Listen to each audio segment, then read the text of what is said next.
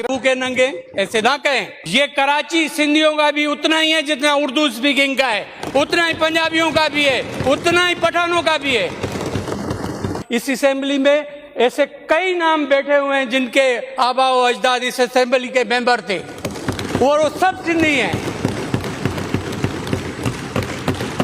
आप कहते थे कि हम भूखे नंगे, ऐसे ना कहें, बहुत बुरी बात है। ये हक़ाइक़ को मोड़ तोड़ कर पेश करना बुरी बात है। और 53 वाली असेंबली में आउट ऑफ 111 85 जो मेंबर थे वो सिंधी मुस्लिम थे। यह रिकॉर्ड की बात है। तो वो जब उनके पास लैंड होंगी तभी यहां पर रिप्रेजेंटेशन कर रहे थे।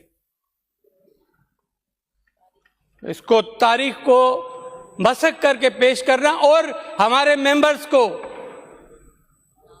नाम ले लेकर पेश करना कि उनकी पब्लिक में कोई खुदा न खास्ता जगह सही हो, ये ऐसे नहीं होना चाहिए।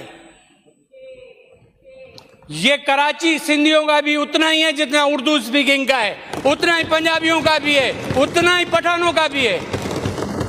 लेकिन आपको कराची को आपको यह तस्लीम करना पड़ेगा कि आपके प्रोविंस ऑफ सिंध का दारुल खिलाफा है।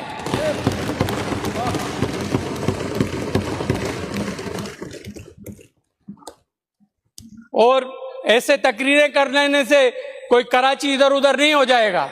दारुल खिलाफा है और रहेगा।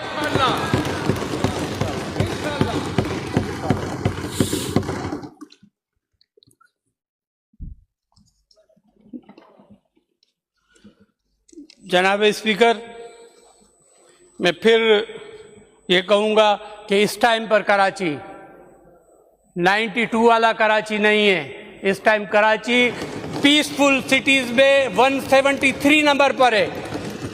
किसी टाइम पर 5 नंबर पर होता था डेंजरस सिटी। अभी ये डेंजरस सिटीज में 173 नंबर पर है। अब रिकॉर्ड की बात है। न्यूयॉर्क से और यूके से के लंदन से जो उनका सिटी है, प्राइम सिटी है, उससे बेहतर है ये। और मैं इसमें यकीनन अप्रिशिएट करूंगा अपने लॉ एनफोर्समेंट एजेंसीज को भी और अपने आईजी सिंध को भी, अपनी पुलिस को भी, अपने होम डिपार्टमेंट को भी।